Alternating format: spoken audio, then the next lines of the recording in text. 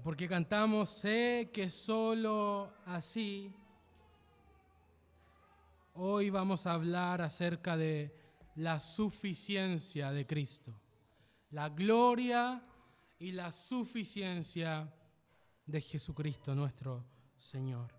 Así que los invito a considerar las Sagradas Escrituras en la carta del apóstol San Pablo a los Colosenses, capítulo 2, versículo 10 al 15. Colosenses 2, del 10 al 15.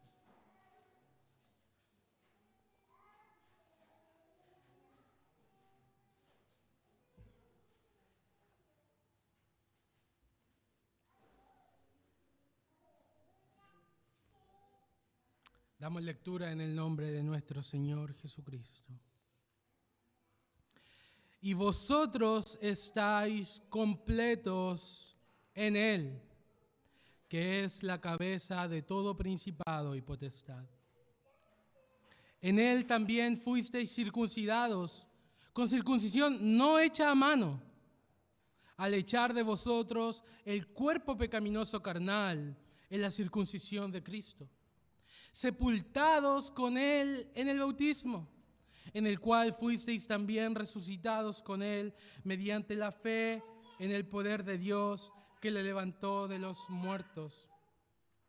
Y a vosotros, estando muertos en pecados y en la incircuncisión de vuestra carne, os dio vida juntamente con Él, perdonándoos todos los pecados, anulando el acta de los decretos que había contra nosotros, que nos era contraria, quitándola de en medio y clavándola en la cruz, y despojando a los principados y a las potestades, los exhibió públicamente, triunfando sobre ellos en la cruz. Amén. Permíteme orar por la iluminación del Espíritu Santo. Señor, ahora que tu siervo viene a dar la porción especial de tu pan a tu casa, provea usted del Espíritu Santo para la predicación con poder y con demostración de poder y del Espíritu Santo, no con palabras meramente, sino, Señor, con la eficaz virtud de tu don operando en los corazones, para que nos volvamos de nuestros pecados y para que abracemos completamente la suficiencia y la gloria que hay en Jesucristo y solo en Jesucristo. Perdónanos, Señor, de todos nuestros pecados. Ilumina nuestras mentes. Ilumina nuestros corazones con el Santo Consolador. Señor, guárdanos de las distracciones, guárdanos de escuchar tu palabra sin reverencia. Guárdame, Señor, de predicar mentiras y que la verdad sea solamente anunciada y que tu pueblo, Señor, sea edificado en tu palabra y halle buenos pastos. Alimente sus almas, anime su fe, se fortalezca, se establezca y se afirme en la fe una vez dada a los santos, y que nadie sea engañado por medio de ilusiones y filosofías engañosas. En el nombre de Jesucristo. Amén.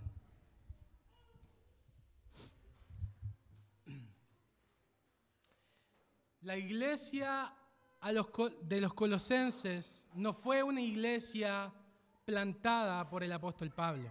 Pablo no conocía personalmente la iglesia de los colosenses, ni Pablo la plantó. Probablemente fue Epafras, que escuchó la predicación en Éfeso de Pablo y luego predicó en Colosas y se fundó la iglesia de los colosenses. Nosotros sabemos que Pablo y Epafras se encuentran en la prisión de Pablo. Y lo más probable es que Epafras haya contado a Pablo de la obra que Dios estaba haciendo en Colosas. en el Valle del Lico, en Colosas, más arriba en la Odisea, más arriba en Hierápolis. Pero no solo Epafras contaría a Pablo de lo que Dios estaba haciendo, sino también de los peligros que estaba atravesando la iglesia, los colosenses, de las filosofías, de las huecas sutilezas que se estaban introduciendo en la iglesia. Por esto Pablo decide escribir una carta a los colosenses para establecer a los colosenses en el conocimiento de Cristo. Por eso Cristo brilla en Colosenses, porque es su supremacía, su suficiencia sobre los ángeles, sobre la creación, sobre todo orden creado. Cristo es supremo, precisamente porque los colosenses estaban enfrentando peligros de doctrinas que rebajaban la suficiencia de Cristo. Así que el propósito para el cual Pablo escribió esta carta fue para establecer el conocimiento de Cristo en los colosenses en contra del error, en contra de la falsa enseñanza. ¿Y cuál era la naturaleza de esta falsa enseñanza que se estaba desarrollando en Colosas? Bueno, era una mezcla muy extraña. Por un lado, era una mezcla de cristianismo, no negaba la muerte de Cristo, pero ¿qué negaba? Negaba que Cristo fuera suficiente. Por lo cual esta filosofía añadía elementos tanto del judaísmo como de el paganismo griego, la filosofía griega, y así hacía una religión que mezclaba cristianismo, judaísmo y filosofía griega. Muy extraño. Ahora, ¿por qué mezclaba elementos del judaísmo y del paganismo griego? Si ustedes ven ahí en Colosenses, en el capítulo 2, habla de tradiciones de hombres, habla de que los colosenses estaban tentados a empezar a guardar fiestas judaicas, la Pascua, el Pentecostés, qué sé yo, la fiesta de los tabernáculos, abstenerse de ciertas comidas, de ciertas bebidas, a vivir una vida ascética. Pero también estaban tentados a dar culto a ángeles, a adorar a ángeles. ¿Por qué? Porque esta filosofía, en breves palabras, decía: sí, Cristo murió por nosotros, es cierto, pero para que tú alcances la plenitud de la deidad, la plenitud del conocimiento de Dios, para que realmente seas santo, tienes que guardar estas fiestas, tienes que circuncidarte, tienes que abstenerte de ciertas comidas, vivir como una vida ascética, como un monje, abstenerte de muchas cosas, porque tienes apetitos carnales, entonces tienes que tratar duramente a tu cuerpo. Pero además de eso, mezclaban elementos de la filosofía griega. Y brevemente voy a explicar esto. La filosofía griega creía que el espíritu y la materia son irreconciliables, que la materia es esencialmente mala. Por eso Dios no puede crear el mundo directamente. Entonces la filosofía griega proponía que Dios creó eones, o sea, intermediarios, para crear el universo. Entonces esta filosofía decía: está bien, Jesucristo sí es cierto, es como una especie de eón, pero no es el único. Hay otros ángeles a los cuales nosotros tenemos que también adorar, para que adorando a todos los eones hallemos la plenitud de Dios, el invisible, el espiritual, que no se involucra con la materia. Y adorando ángeles y mezclándonos en este culto de ángeles, alcanzaremos visiones. También tenía una especie de misticismo. Por eso el apóstol Pablo dice, más adelante, dice, entremetiéndose en lo que no ha visto, prometían visiones, éxtasis, etc. Una cuestión extraña, muy rara para nosotros en el día de hoy, ¿cierto? Una mezcla de cristianismo, judaísmo y paganismo griego. Ahora ustedes me podrán decir, pero hermano Cristian, ¿cómo eso me afecta? O sea, ¿qué filosofía de ese estilo está hoy en la iglesia tratando de engañarnos? Y es cierto, no tenemos este tipo de filosofía, no estamos luchando en contra de este tipo de filosofía hoy, en nuestra iglesia. Sin embargo, yo quiero notar esto, y es que la filosofía era una promesa de plenitud, eso es lo que buscaba. Era una promesa de bienestar. ¿Quieres estar feliz? ¿Quieres estar pleno? Tienes que hacer esto. ¿Quieres realmente ser santo, hallar santidad? Tienes que hacer esto. Entonces la filosofía, con una máscara muy extraña, buscaba plenitud.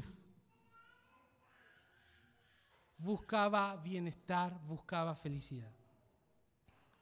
Pero hoy en día no tenemos ciertamente este tipo de filosofía, no obstante tenemos muchas filosofías que prometen dar plenitud, que prometen dar felicidad, que prometen dar bienestar. Entonces, cualquier cosa que se establezca en nuestra vida como rival de Cristo, sea en nuestros pensamientos, servicios o afectos, prometiendo la plenitud, nos apartará de ella. Nos apartará de la plenitud y nos hará cada vez más vacíos. Entonces la solución de los colosenses en el siglo I, que enfrentaban esta rara filosofía, tanto como la solución para nosotros, si hay en nuestro corazón rivales de Cristo, es la misma. Contemplar la belleza, la gloria y la suficiencia de Cristo nos dará mayor plenitud y fortalecerá nuestros afectos hacia Él. Ellos buscaban plenitud. Entonces, el apóstol Pablo, ¿cómo anima a los colosenses, que son cristianos, que están luchando con esto? Les muestra a Cristo. Muestra su suficiencia, su gloria, para que vean que no necesitan ángeles, que no necesitan hacer cosas externas para alcanzar plenitud. Ellos ya están completos en Cristo, dice el apóstol. Ver a Cristo es transformador, es el mayor antídoto en contra del legalismo y en contra del antinomianismo. ¿Qué es el legalismo? Tratar de hacer cosas para ser pleno. ¿Qué es el antinomianismo? Entregarte al placer desenfrenado de tu corazón para hallar plenitud. Ambas cosas son dos caras de una misma moneda. ¿Se dan cuenta? Que en el fondo buscan el mismo fin. Tanto el legalismo como el antinomianismo están en búsqueda de plenitud, de felicidad.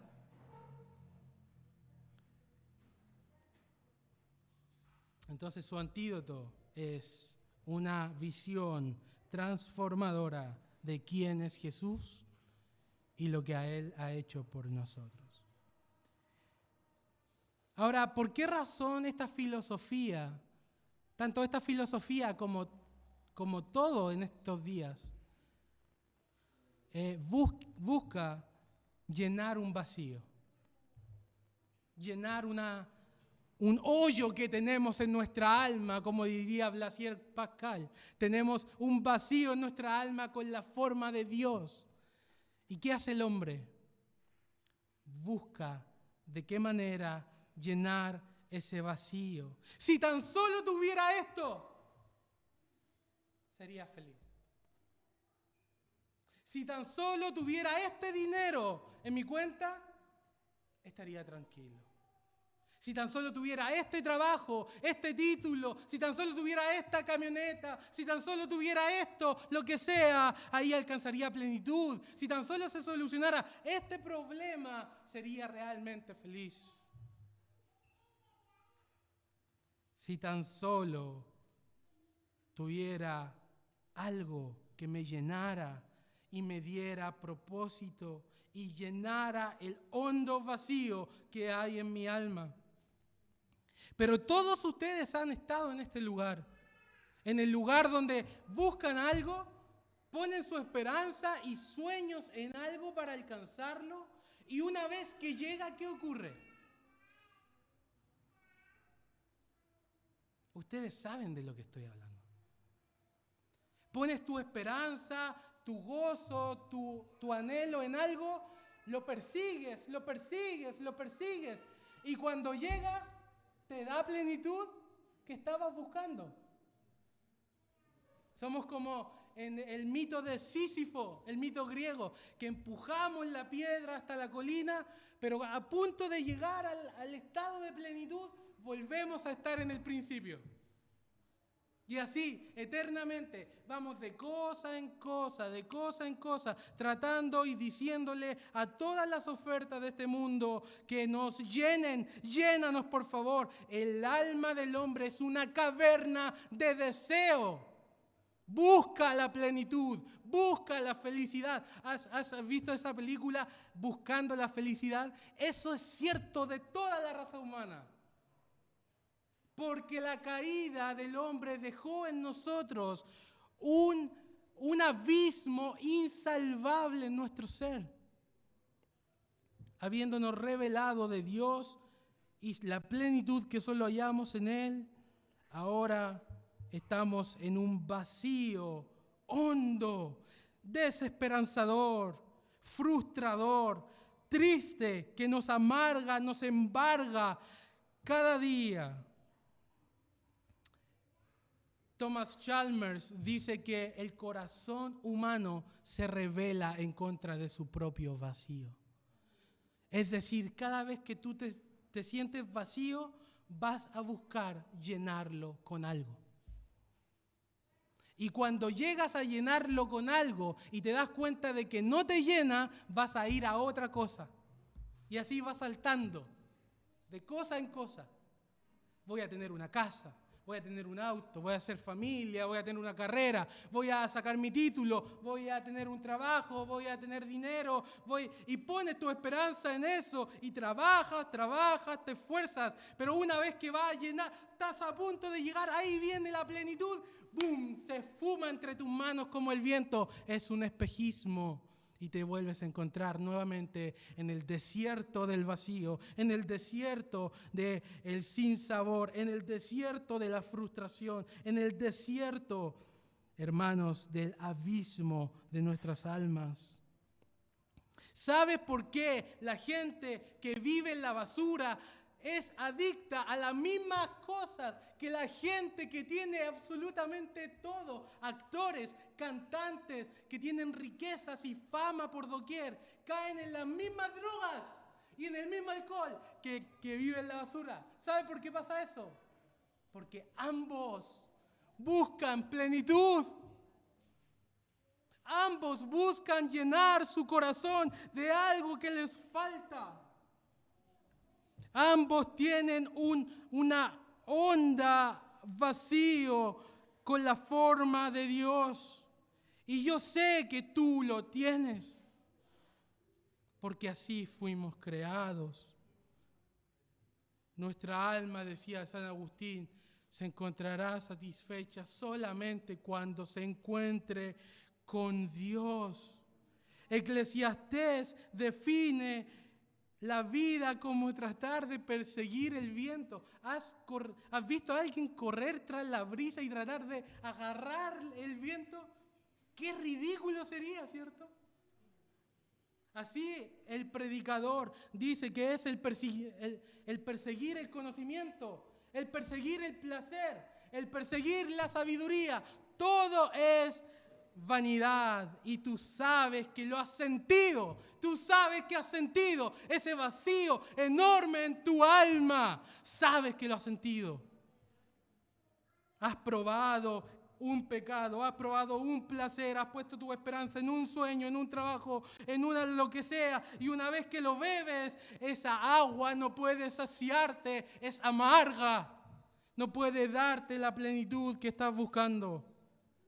Mas yo conozco uno que dice, el que de mí beba, no tendrá sed jamás.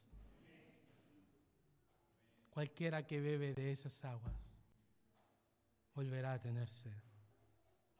Mas el que de mí beba, no tendrá sed jamás. Toda plenitud que el ser humano busca se encuentra solamente en unión con Cristo. Toda plenitud que estás buscando está en la persona del Hijo de Dios. A este respecto, yo recuerdo una escena de la película de Martín Lutero, donde él estaba estudiando Romanos 1:17. Y estaba con un vicario que le preguntaba, pero doctor Martín, si usted deja al hombre vivir solamente por la fe, ¿dónde va a poner las reliquias? ¿Dónde va a poner las peregrinaciones a Roma? ¿Dónde va a poner los cantos a misa, la compra de absolución y todas esas gloriosas cosas que el cristiano hace? ¿Qué va a poner usted en su lugar? ¿Sabe lo que dijo Martín Lutero? A Cristo. El hombre solo necesita a Jesucristo. Eso es lo que nosotros necesitamos en nuestra vida. No solo para nuestra salvación, hermanos, sino para todo nuestro caminar. Toda plenitud se halla solamente en Cristo. Cristo es la solución de la depresión. Cristo es la solución de la frustración. Cristo es la solución de todos los males mentales y del corazón que puedas hallar. Toda plenitud está solamente en Jesús. Y vosotros, dice Pablo, versículo 10, graba este versículo en tu corazón. Y vosotros, colosenses, estáis completos en Él. Estáis llenos, completos, totalmente saciados. Mis hermanos, Él es suficiente para tu vida. No necesitas poner tu esperanza en cosas de este mundo para encontrar plenitud, para encontrar felicidad. No necesitas mirar al placer, no necesitas mirar a la búsqueda del conocimiento, no necesitas mirar a todas esas ofertas que el mundo te da. Mira a Cristo. En Él tú estás completo. Él es suficiente en dignidad. Los ángeles botan sus espadas delante de Cristo. Los serafines cubren sus rostros delante del Hijo de Dios. Toda la creación, nadie es digno de abrir el libro y desatar los sellos. Pero hay uno digno que se levanta en medio de todos. El único, Jesucristo, es digno. Él es suficiente en dignidad. Él es suficiente en belleza. Samuel Rutherford decía, junta 1000 paraísos. ¿Te imaginas un paraíso? Con todos los árboles, todas las flores, todos los ríos. Junta todo lo bello, todo lo amable, todo lo dulce, todos los olores, todos los sabores. Junta todo eso. Sería una cosa gloriosa, ¿o no? Todo lo bello, sintetizado. Y él dice, todo eso junto aún sería menor que la belleza que hay en Cristo. Toda esa belleza sería como lo es una gota a todo el océano de 1000 mundos. Él es bello, es precioso.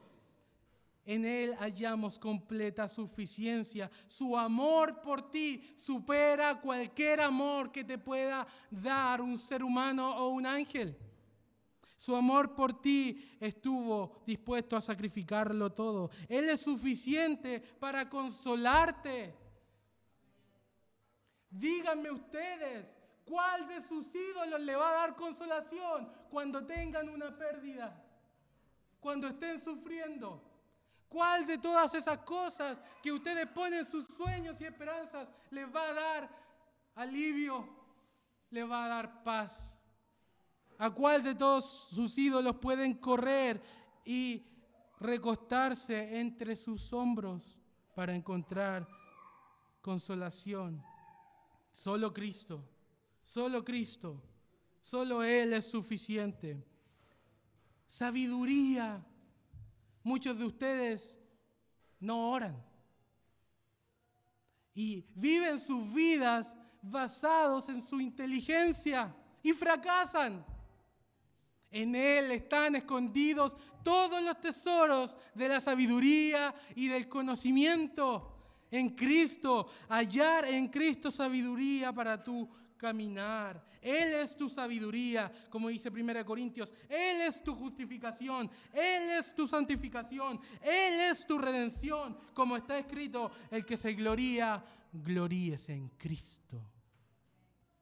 Él es llamado en las Escrituras Hijo de Dios, unigénito, amado Hijo de Dios, el Verbo, la imagen del Dios invisible, el resplandor de la gloria de Dios y la imagen misma de su sustancia, el primogénito de toda creación, verdadero Dios y la vida eterna, Dios sobre todas las cosas, bendito por los siglos. Amén. Emanuel, Hijo del hombre, Hijo de José, raíz de Isaí, Hijo de David, el Nazareno, el santo y justo, el segundo Adán, el Señor del cielo, primogénito de las criaturas, primogénito de los muertos, profeta, maestro, rabí, sacerdote, gran sumo sacerdote, siervo del Señor, Cordero de Dios, el Rey de los judíos, el Rey de Israel, el Rey de reyes, el Señor de la gloria, Señor de señores, cabeza de la iglesia,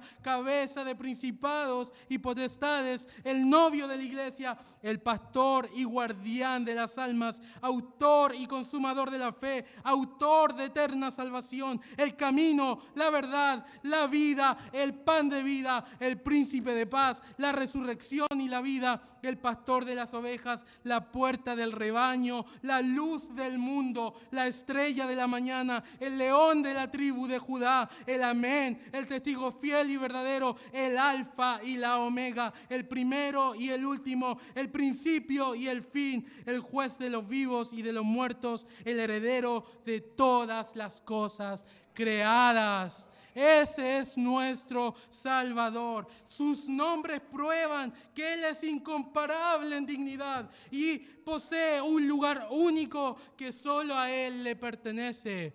Jesucristo, el Señor. Hermanos, conocer a Cristo excede todo lo demás. Excede tu trabajo, excede tu familia, excede tu perseguir el conocimiento, excede todo. Efesios 3 dice que conozcáis el amor de Cristo, que excede todo conocimiento, para que seáis llenos de toda la plenitud de Dios. Conocer el amor de Cristo excede todos los tesoros que este mundo te puede ofrecer. Es por eso que el apóstol Pablo, no en vano, dice en Filipenses, dice, ¿saben qué? Yo era pura cepa judío. Yo era el más celoso de todos los fariseos. Yo fui circuncidado al 8º día, el más aventajado de mi tiempo. Y todo eso para mí antes era valorable. Ponía mi confianza, mi esperanza en esas cosas. Pero una vez que he probado a Cristo, todo eso para mí ahora es basura, dice el apóstol. ¿Cómo las cosas que tu corazón ama pueden llegar a ser basura? Solamente por un conocimiento glorioso de Cristo. por un conocimiento mayor de quién es Jesús. ¿Sabes? Los ídolos que tú albergas en tu corazón no se van a ir por arte de magia. Nosotros podemos hacer miles de cosas externas para tratar de sacar de nuestro corazón el amor que tenemos por el dinero, por la entretención, por el placer. Pero nada de eso va a funcionar. ¿Saben por qué? Porque el amor del mundo sale del corazón por vía de plenitud. Thomas Chalmers, de nuevo lo cito, decía que solamente teniendo el amor de Cristo reinando en tu corazón, el amor por todas las cosas de este mundo se irá. Es como comer un banquete y luego no tienes espacio para más. Todos tus ídolos saldrán de tu vida solamente cuando te esfuerces en permanecer unido solamente a Jesucristo. Por eso esta es la solución del apóstol Pablo a la filosofía de los colosenses. Él no necesita mucho más que esto, solo necesita desplegar la gloria del Hijo de Dios para que todos se den cuenta cuán inútil y frívolo es reemplazar a Cristo en tu corazón por amor a otras cosas. Solo necesitas una visión más profunda de Cristo para ser pleno y expulsar de tu corazón todo el amor que tienes por este mundo. Así que el apóstol dice, vosotros estáis completos en Él. Él es la cabeza de todos. ¿Qué andan adorando? Ángeles. Él es cabeza de los ángeles. Él es superior a los ángeles, porque heredó más excelente nombre que ellos. ¿Cómo se les ocurre dar culto a ángeles? Él es cabeza y gobernador de los ángeles. Verso 12, 11 y 12. En Él, es decir, en Cristo, unidos a Cristo, también ustedes han sido circuncidados con circuncisión no hecha a mano, al echar de vosotros el cuerpo pecaminoso carnal en la circuncisión de Cristo.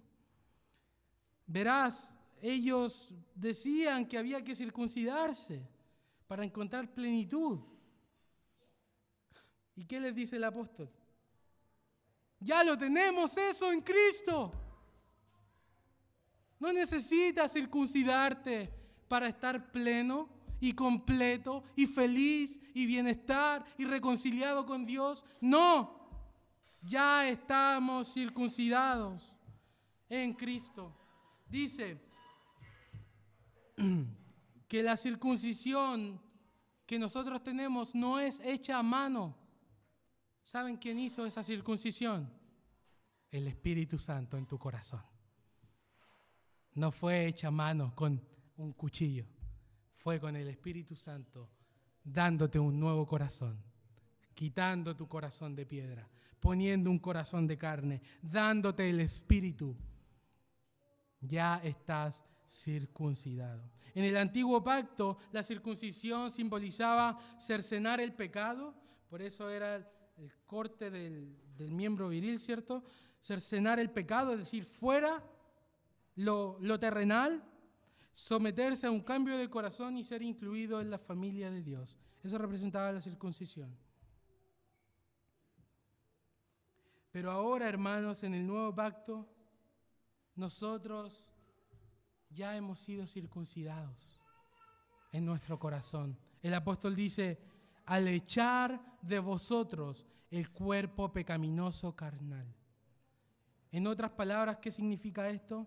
El poder y el dominio que el pecado tenía sobre tu vida, cuando te uniste a Cristo, eso fue cortado. Y fue echado, cuán lejos el este está del oeste, fueron echadas tus rebeliones. Y tu cuerpo pecaminoso carnal, el dominio que el pecado antes tenía sobre nosotros, fue cortado por el Espíritu Santo en el corazón del creyente, en la circuncisión de Cristo. Por eso se dan cuenta que el apóstol está diciendo, unidos a Cristo, mis colosenses, tenemos circuncisión, no hecha a mano, sino la circuncisión de Cristo. Fue echado lejos el viejo hombre, este cuerpo de muerte, la carne con sus pasiones y deseos, y lo terrenal en vosotros. Si había algo de verdad en esta filosofía, porque recuerden, la mentira no siempre se presenta como lisa y llana mentira, sino que recoge también elementos de la verdad. Esta filosofía prometía santidad. ¿Es bueno buscar santidad? Entonces decía, ¿quiere ser santo? Circuncídese. ¿Quiere acercarse a Dios? Guarde estas festividades. ¿Quiere realmente tener la plenitud de la deidad y ser santo? Adore ángeles. Y este elemento de verdad, ¿cuál es el elemento de verdad? La búsqueda de santidad y la búsqueda de plenitud era su elemento de verdad. Porque todos estamos buscando eso. Pero buscaban contrarrestar los apetitos de la carne con tradiciones humanas. ¿Y qué dice el apóstol Pablo en el versículo 23? Que esas cosas no tienen valor alguno contra el pecado, contra los apetitos de la carne. Por más que hagas cosas externas o te vistas de cual forma o te hagas autorreglas para regular tu corazón o te pongas tiempos o qué sé yo, o filtres páginas, qué sé yo. Nada de eso tiene valor contra los apetitos de tu carne. Solo hay una cosa que tiene poder para vencer tu pecado. ¿Qué es? La unión con Cristo. Unido a Cristo, todo el dominio del pecado fue echado lejos de nosotros.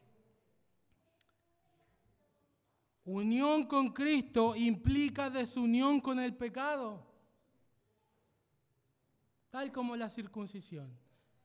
Unión con Cristo implica desunión con el pecado. John Murray dice que Dios quebrantó el poder del pecado en todos aquellos que se han unido a Él. El pecado ya no reina en tu vida.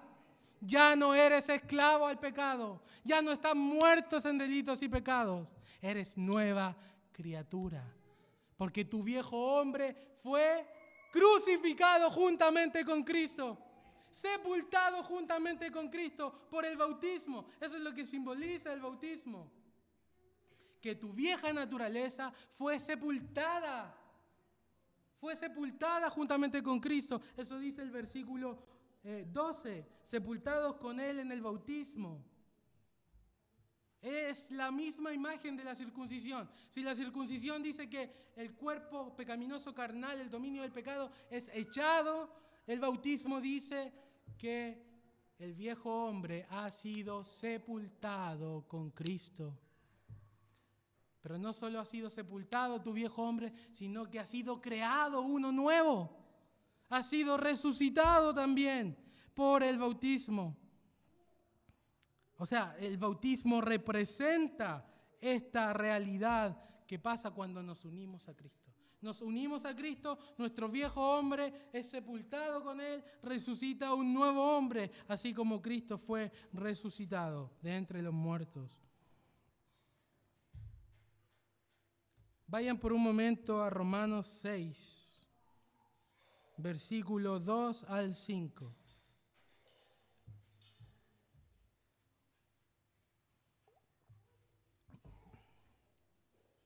El apóstol dice, porque los que hemos muerto al pecado, ¿cómo viviremos aún en él? ¿Te das cuenta? Esa es la lógica. ¿Cómo si hemos muerto al pecado, si hemos sido sepultados con Cristo, si hemos sido circuncidados en la circuncisión de Cristo, cómo vamos a vivir en nuestro pecado?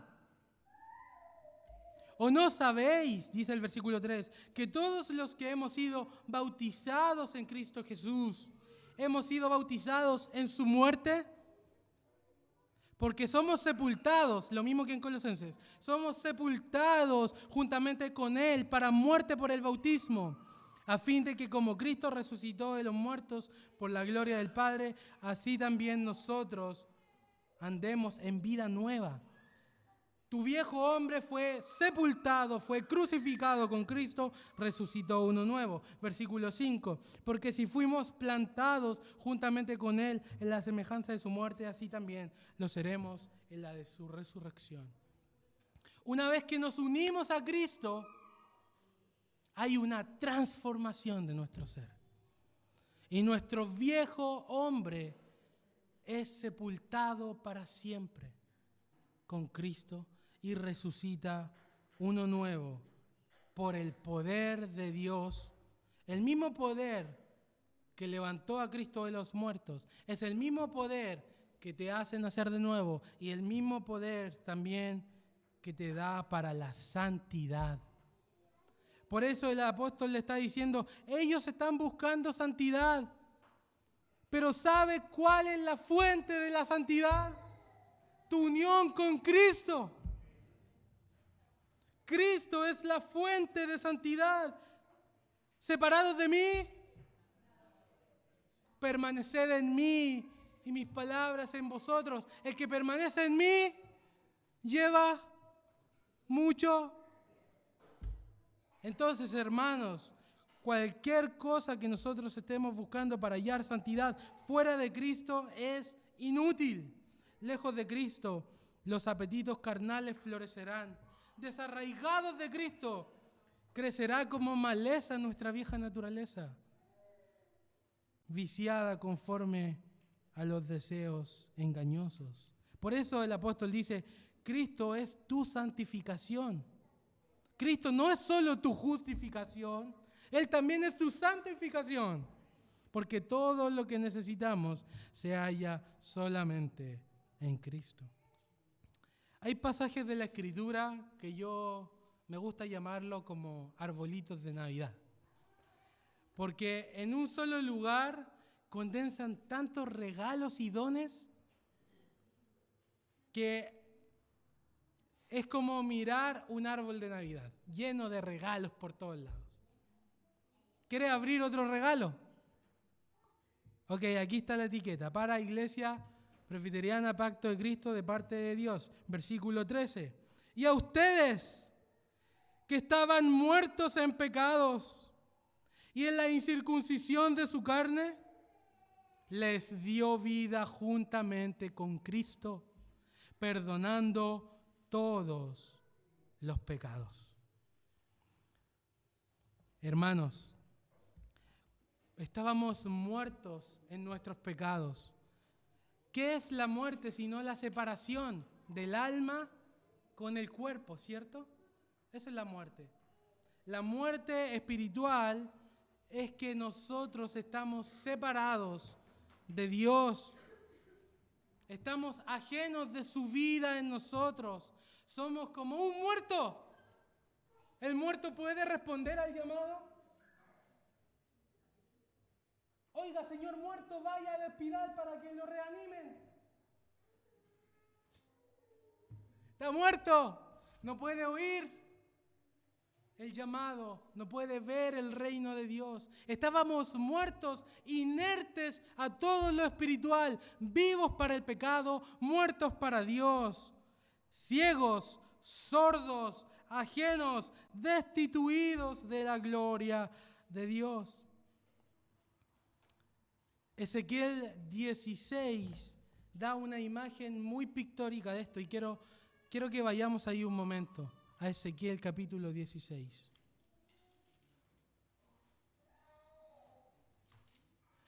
Nota por favor ahí el versículo 4. Jehová está hablando a Jerusalén y le dice: en cuanto a tu nacimiento, el día que naciste, no fue cortado tu ombligo, ni fuiste lavada con aguas para limpiarte, ni salada con sal, ni fuiste envuelta con fajas. No hubo ojo que se compadeciese de ti para hacerte algo de esto. teniendo de ti misericordia, sino que fuiste arrojada sobre la faz del campo con menosprecio de tu vida el día que naciste. La imagen es de un nacimiento.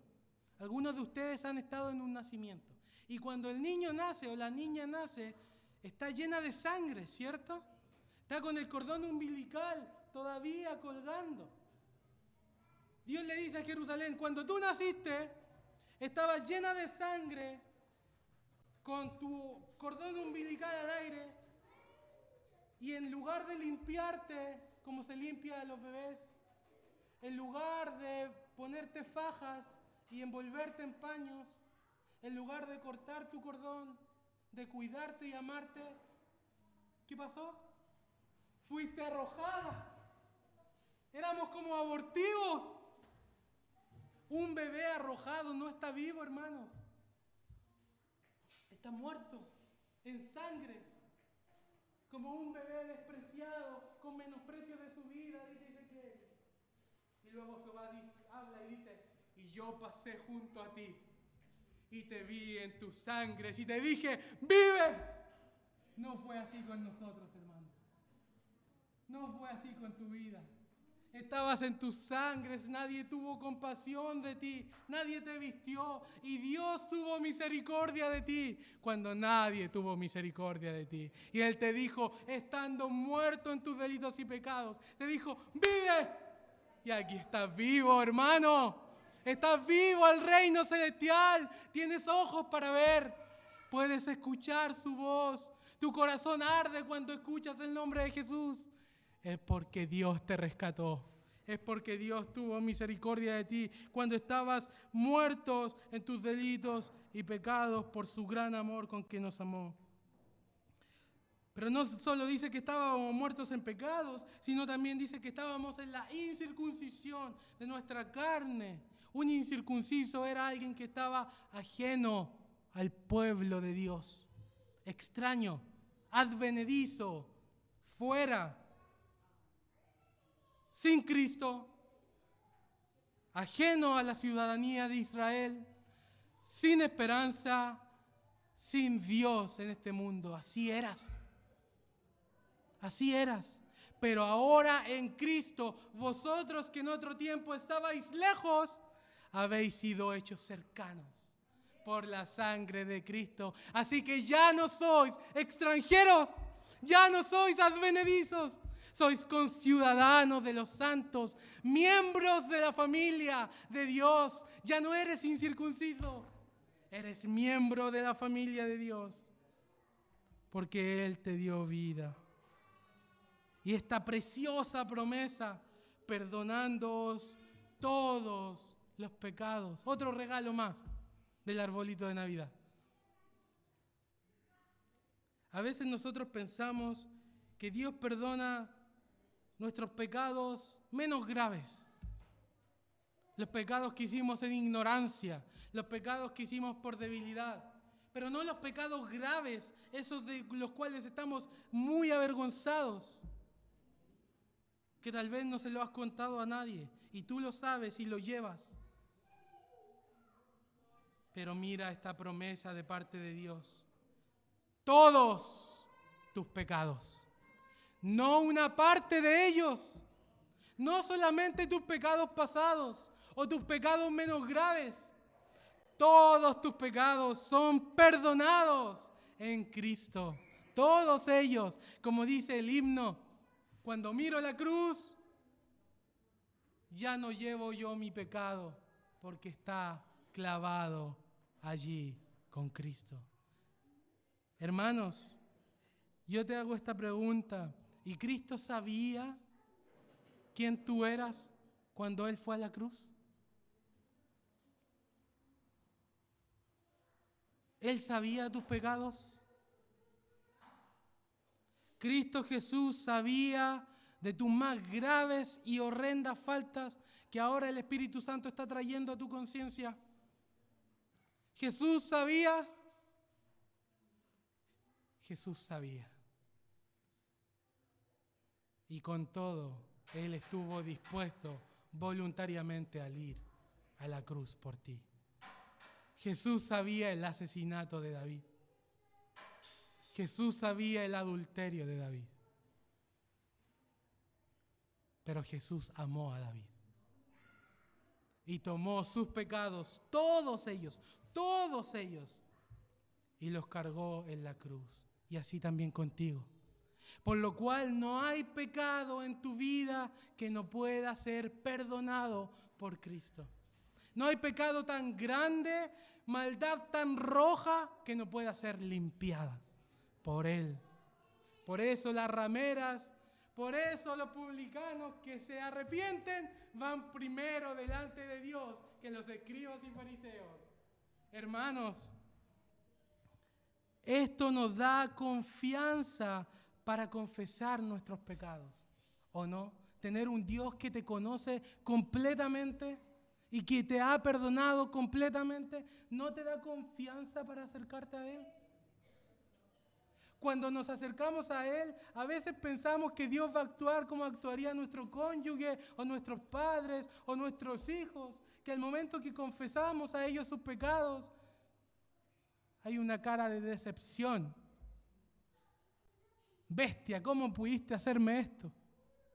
¿Cómo pudiste hacer esto? ¿Cómo te atreves a hacer esto? ¿Dios te ha tratado alguna vez así, hermano? ¿Saben por qué Dios no nos trata así? Porque Él conoce todo nuestro pecado. Porque Él conoce todas nuestras iniquidades. Si Dios fuera como nuestra familia, no nos atreveríamos a confesarle nuestros pecados. Pero Dios es rico en misericordia, es rico en compasión. Y cuando vamos a Él confesando nuestros pecados, ¿saben qué responde Cristo? Lo sé, yo morí por eso. Yo morí por eso y te perdono. Hermanos, cuánta confianza hay para confesar nuestros pecados a este Dios. ¿Qué Dios como tú que perdona la maldad y olvida el pecado del remanente de su heredad? No retuvo para siempre su enojo contra ti, porque Jehová se deleita en amar. Jehová se deleita en misericordia. Todos tus pecados, hermanos, han sido olvidados por Dios. Olvidados. ¿Cómo nosotros actuamos cuando alguien nos confiesa sus faltas? ¿Estamos después sacándosela en cara o no? Dios no hace eso con nosotros. Dios nunca echará a cara un pecado perdonado. El acusador es Satanás, no Dios. Dios no dice, te acuso de esto. Dios dice, te perdono por esto. Ven a mí, confiesa tus pecados. Prosperarás si te endureces en tu pecaminosidad, teniendo este gran y misericordioso sumo sacerdote para perdonarte. ¿Te estarás en tus pecados? Corre a Cristo. Corre a Cristo. Él es misericordioso. Por lo tanto, en Cristo hallamos identidad en la familia de Dios. En Cristo hallamos vida de entre los muertos. En Cristo hallamos poder en contra de nuestros apetitos carnales. En Cristo hallamos aceptación frente a un Dios 3 veces santo. Y en Cristo hallamos acceso a su trono y a su presencia. Solo Cristo, como diría Martín Lutero, todo lo que el hombre necesita está en Jesucristo. Estás buscando plenitud. Estás buscando felicidad. Hermanos, ve la gloria de nuestro Salvador. El versículo siguiente responde a la incógnita: ¿cómo un Dios santo va a perdonar gente impía? ¿Cómo un Dios santo puede perdonar a los pecadores? El apóstol dice que el acta de los decretos que había en nuestra contra, que nos era contraria, fue anulada. Y aquí, acta de decretos en el original es un certificado de deuda. Eso es lo que en la antigüedad era una deuda. La gente andaba con su certificado, con todas sus deudas que él reconocía como suyas. Y aquí el apóstol Pablo está haciendo esta comparación entre la ley de Dios con un acta de endeudamiento, un acta de decretos contraria. ¿Por qué la ley de Dios? Porque la ley de Dios dice: maldito todo aquel que no permanece en todas las cosas del libro de la ley para hacerlas. La ley dice: no matarás, y si matas, condenado. Si te enojas en tu corazón contra tu hermano, dice Jesucristo, estás expuesto al infierno. Si miras a una mujer y la codicias en tu corazón, ya adulteraste en tu corazón, condenado. Y así nuestra acta de endeudamiento crece, suma pecado, suma condenación, suma todo el juicio de la ley contra de nosotros. Pero ¿qué nos dice el apóstol Pablo? Que esa acta contra nosotros está clavada en la cruz. Fue saldada. Allá fue pagado. Todo tu historial manchado está en la cruz. Clavado por siempre. Entonces tenemos esto. Tu acta completamente manchada con deudas hacia Dios. Y por otro lado, la justicia perfecta de Jesucristo. ¿Qué pasa en la cruz? Tu acta de deudas pasa a Jesucristo y su justicia perfecta pasa a tu vida, de modo que ahora Dios te justifica, de modo que ahora Dios te declara como alguien justo. Es algo increíble, hermanos, que alguien que es injusto sea declarado justo por Dios. ¿Cómo ocurre eso? Solamente por la sangre de su cruz. Solamente por Cristo. Allí todas tus deudas fueron saldadas. Y ahora estás vestido de la justicia, de la impecabilidad que Cristo provee a los que se unen a Él por fe y arrepentimiento. Por último, el apóstol Pablo dirá que en la cruz Cristo despojó a los principados y a las potestades, exhibiéndolos públicamente, triunfando sobre ellos en la cruz. Obviamente este despojar a los principados y potestades está hablando de poderes invisibles que están contra Dios, es decir, Satanás y todo su séquito, todos los demonios y todo el infierno junto, y todo Satanás fue despojado en la cruz. Ha sido despojado su poder para intimidar y acusar a los hermanos. Su poder está destrozado. Satanás ya no tiene poder para acusarte.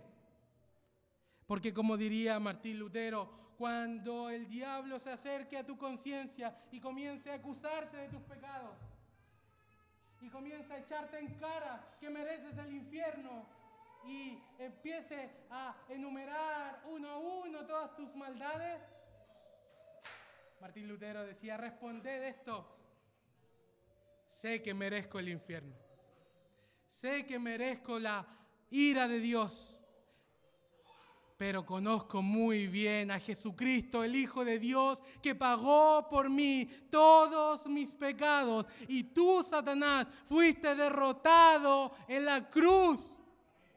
Y Satanás huirá avergonzado de ustedes, porque Él fue avergonzado en la cruz. Esta imagen que da acá por estas palabras, triunfo, es la imagen de un general romano que volvía de sus campañas conquistador, habiendo derrotado a sus enemigos y había un desfile. A veces los enemigos iban por delante o a veces por detrás. Pero los enemigos eran despojados de su armadura, eran colgadas en estacas para vergüenza pública, y el general romano entraba, ¿cierto?, por la ciudad de Roma para recibir toda la gloria, alabanza, y los enemigos, vergüenza. Es la misma palabra que se ocupa, triunfo, para cuando ocurría eso en el primer siglo. Así que Satanás fue desarmado en la cruz. Toda su armadura, todo su poder, al momento que los judíos y los romanos levantaron la cruz y la erigieron como una estaca, toda la armadura de Satanás quedó colgada en la cruz. Fue despojado de todo su poder. Así que ya no tiene poder para acusarte. Por tanto, hay gloria en la cruz, hermanos. Si algo te vas a gloriar en esta vida, gloríate de la cruz de Cristo, en donde Satanás fue derrotado. Cristo triunfó y por tanto, como el capitán de tu salvación ha ganado la batalla, tú también puedes vencer al diablo. Resistid al diablo y huirá de nosotros, de vosotros. Entonces déjame traer 3 aplicaciones breves. La primera es que hay un llamado en esta hora a permanecer unido a Cristo, a permanecer unido a Él. ¿Y cómo permanecemos unidos a Cristo, hermano? ¿Es algo místico? ¿Cómo lo hacemos? A través de los medios de gracia, a través de las Escrituras. ¿Escuchas su voz en las Escrituras? ¿Estás conociendo cada vez más el amor de Cristo por su palabra? ¿Ves su rostro en el Antiguo Testamento? ¿Estás creciendo en las Escrituras y en el amor de Cristo? ¿Te está transformando su amor? Por eso, hermanos, en esta iglesia, los líderes no aceptaremos que haya personas que no lean sus Biblias. Es decir, tú puedes no leer tu Biblia. Puedes ir y pecar y no conocer a Cristo y estar lejos de Él y secarte y seguir en toda tu vanidad y eternamente en eso. Está bien, pero cada domingo será un trueno a tu conciencia de que si tú no estás en las Escrituras, tú estás despreciando a Cristo mismo. Por tanto, si tú no meditas las Escrituras, si tú no te relacionas con las Escrituras, este es un llamado para que crezcas en ellas y para que vuelvas al Cristo que fue profetizado, tipificado, anunciado, prometido y revelado en las Santas Escrituras del Antiguo y Nuevo Testamento. Cada domingo será un trueno a tu conciencia. Por tanto, si quieres salir de acá y pecar, está bien, hazlo, pero no lo harás con tu conciencia tranquila. No lo harás con tu conciencia tranquila.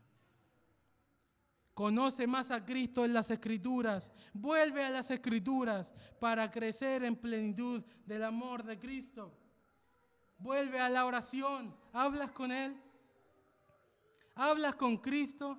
Recibes fortaleza cuando tienes comunión con Cristo. Echas tus pecados en Cristo constantemente. Obtienes perdón, liberación y paz a través de la oración. Solamente a través de Cristo, hermanos, tenemos plenitud. Solo a través de Cristo. Pero no podemos permanecer en Cristo si descuidamos los medios de gracia. Es imposible. Seremos ricos para las cosas de este mundo y no ricos en Dios. Por tanto, ¿quieres ser pleno? ¿Quieres estar completo, en paz, en felicidad y bienestar para siempre? Crezca y permanezca en Cristo Jesús.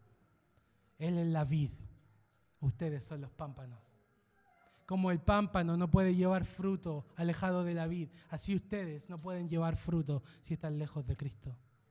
Como el pámpano recibe todas las vitaminas y los minerales que necesita a través de la savia del árbol. Así ustedes, unidos a Cristo, para llevar fruto. ¿Quieres hallar plenitud? Solamente en Cristo. ¿Quieres ser más santo? Solamente en Cristo. Pregunta, ¿llevarás fruto agradable separado de Cristo? ¿Tendremos poder contra los apetitos de nuestra carne, de nuestro corazón, que es engañoso y perverso? Más que todas las cosas, ¿podremos enfrentarnos ante las tentaciones de Satanás si estamos lejos de Cristo?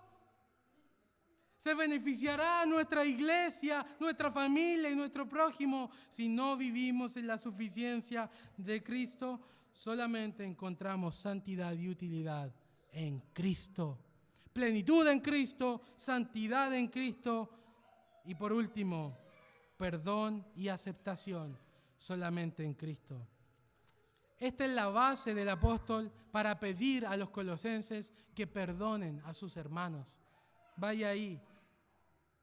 Finalmente, versículo 12, capítulo 3, versículos 12 y 13, el apóstol dice: vestíos pues como escogidos de Dios, santos y amados, de entrañable misericordia, de benignidad, de humildad, de mansedumbre, de paciencia, soportándoos unos a otros, perdonándoos unos a otros, si alguno tuviere queja contra otro, de la manera que Cristo os perdonó, así también hacedlo vosotros. ¿Podremos tener todas estas cosas sin Cristo? Cuando nuestro cónyuge peca en contra de nosotros, no te pusiste en mi lugar.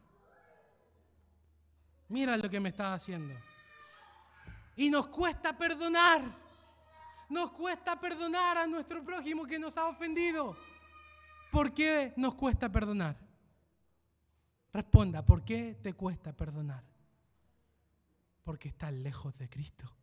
Porque si estuvieras cerca de Cristo, gustaría su perdón cada día y no sería gravoso perdonar a otros.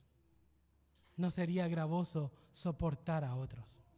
Así que vístanse de entrañable misericordia, vístanse de paciencia, de humildad, de mansedumbre, sopórtense unos a otros. ¿Por qué? Porque Cristo los soporta a ustedes, porque Cristo los perdona a ustedes. Oremos.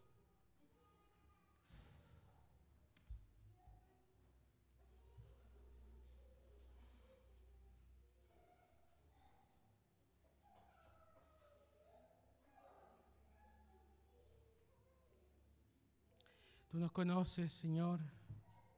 Hemos recibido tu palabra. Hemos visto la gloria y la suficiencia que hay solamente en Cristo para nuestra plenitud, para nuestra santificación, para nuestra justificación y para incluso resistir al diablo. Señor, no dejes ir esta palabra, Señor, vacía, que produzca fruto en los corazones. Que cada uno que ha escuchado este sermón se acerque más a Cristo y permanezca cada vez más unido a Él. Porque solo en Él estamos completos, solo en Él estamos llenos.